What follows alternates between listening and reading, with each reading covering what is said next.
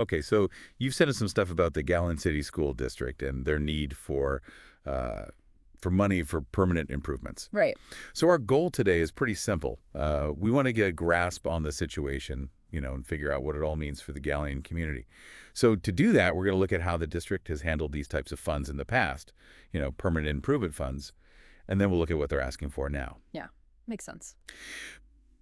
So to help us with all this, we have some detailed info on what they asked for in the past with some levies and even a report on their HVAC systems.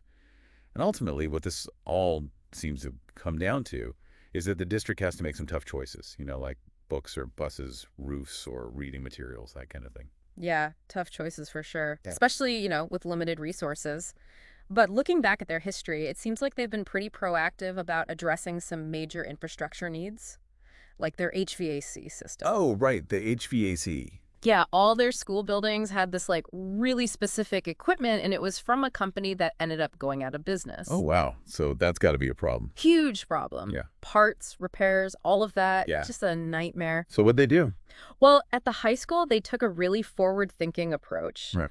They invested, let me see here, $155,000 to completely retrofit the automation system. Wow. But they didn't just replace it with the same kind of, specialized equipment. Right. They switched to stuff that's readily available, like off-the-shelf components. Oh, that's smart. Yeah. So, easier to find parts and probably cheaper, too, right? Exactly. Simpler maintenance probably saves money in the long run. Makes sense. But here's the really cool part. They integrated AI, artificial intelligence. Oh, wow. Really? For the HVAC system? Yeah, so it analyzes how the system's being used, looks at environmental factors, all that, to really squeeze out the most energy efficiency. That's amazing.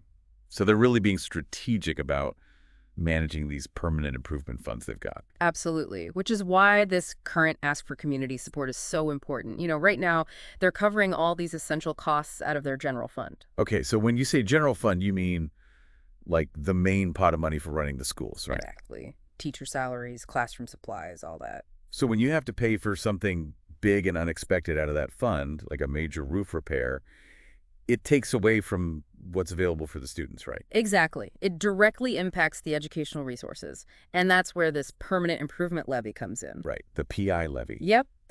In November 2024, they initially asked for 5 mills, which would cost homeowners about $14.58 a month. Right, right. But the current request, the one on the May 2025 ballot, is lower. It's down to 3.5 mils. Okay, and that works out to about $10.20 a month for homeowners. Yeah, something like that. So that's a significant difference. It is. And what's interesting about this 3.5 mil continuous PI levy is that it's specifically earmarked for maintenance and facilities. Okay, so it's not just going into the general pot of money. Right. It's targeted for things like safety improvements, technology upgrades, HVAC system upkeep, roof repairs, replacing those old buses, all crucial stuff for a good learning environment. Makes sense. So how did they settle on that 3.5 mil figure? Seems pretty specific. Well, they did their homework. In the fall of 2023, they conducted a pretty in-depth assessment. They called it a 20-year permanent improvement cost assessment. Wow.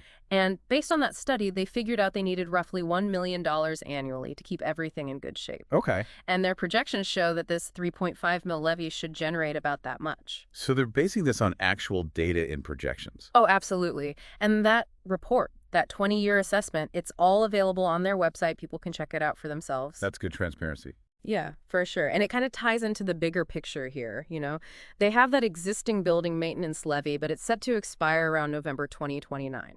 Okay. And right now it only brings in about $80,000 a year, which, according to that 2023 assessment, just isn't enough anymore. Doesn't even come close to that $1 million need. Not even close. Yeah. So this really highlights why they need dedicated funding for permanent improvements. It's just not sustainable otherwise. So to sum all this up for our listeners, the Galleon City School District has done a pretty good job managing their funds for these kinds of projects, like that HVAC upgrade. They're thinking long-term, Yeah. but they've hit a point where the needs are just too big to cover without help from the community. Right. And it really boils down to some fundamental choices.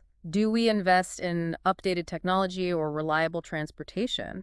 Do we maintain the buildings or make sure there are enough learning resources? tough decisions. Yeah, no easy answers. So this levy, this vote, it's a chance for the Galleon community to really decide what their priorities are. Exactly. And to help them make an informed decision, Right. they've got all the details on their website. Absolutely.